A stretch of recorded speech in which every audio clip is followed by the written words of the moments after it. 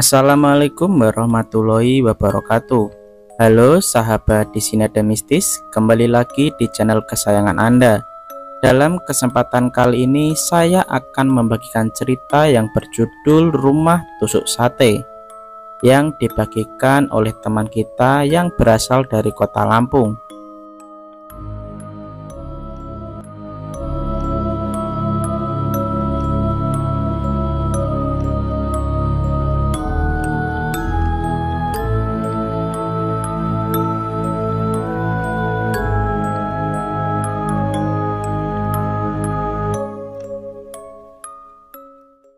Bagi teman-teman yang belum subscribe, bisa di-subscribe terlebih dahulu agar kami lebih bersemangat dalam membuat konten-konten berikutnya. Dan bagi teman-teman yang sudah mendukung kami selama ini, kami ucapkan terima kasih banyak. Dan semoga dilimpahkan rezekinya dan diberikan kesehatan selalu. Jika teman-teman mempunyai pengalaman horor, bisa dikirim ke email yang saya cantumkan di kolom deskripsi. Nama dalam cerita ini telah kami samarkan demi melindungi privasi dari narasumber. Ceritanya kita mulai dari sini. Sebut saja namanya Mbak Ningsih. Mbak Ningsih ini asli Lampung yang waktu itu berkunjung ke Jawa Timur karena ada suatu urusan. Karena urusannya ini lama, akhirnya Mbak Ningsih ini mengontrak rumah di daerah Jawa Timur. Setelah mencari info ke sana kemari, akhirnya Mbak Ningsih ini dapat sebuah rumah kontrakan dengan harga yang cukup murah, yaitu sekitar 3 juta per tahun. Kalau dilihat dari bangunannya, rumah ini besar sekali, lantai 2 dengan 4 kamar tidur. Mengetahui hal itu, Mbak Ningsih ini langsung deal dengan sang pemilik rumah, yang mengaku bernama Pak Wiguna. Puncaknya, setelah selesai pembayaran, Mbak Ningsih ini tinggallah di rumah itu dengan 1 orang anaknya yang masih bayi.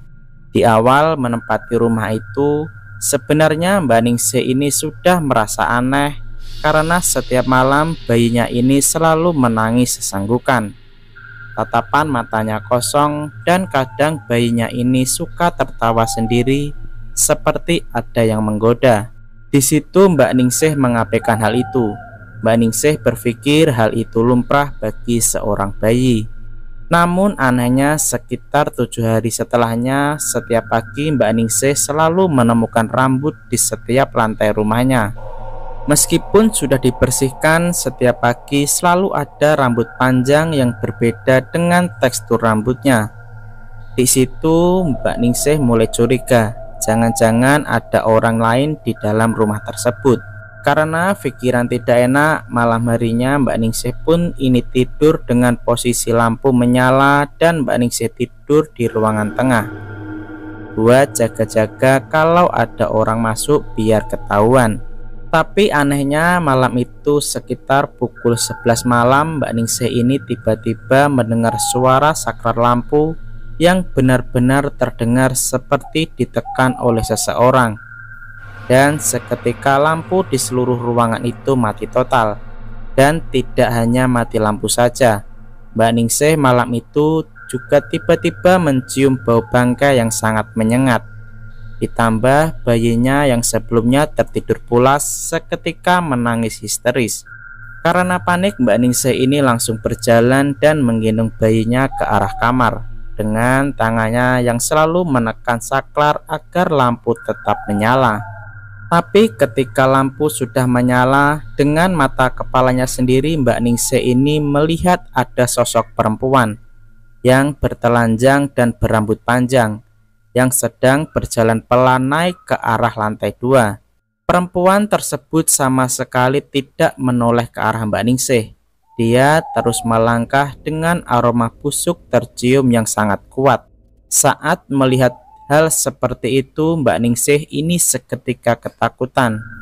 Tubuhnya bergetar hebat dengan mulutnya yang tidak bisa digerakkan. Akhirnya setelah beberapa saat terpaku dengan penampakan itu, Mbak Ningsih ini masuk ke dalam kamarnya lalu menguncinya dari dalam. Di situ anaknya ini tetap menangis. saat anaknya ini sudah disusui tapi bukannya keluar ASI. Anehnya justru yang keluar dari payudara Mbak Ningsih ini waktu itu adalah darah. Ceritanya sampai di sini dulu. Besok kami lanjutkan ceritanya. Saya pamit undur diri. Assalamualaikum warahmatullahi wabarakatuh.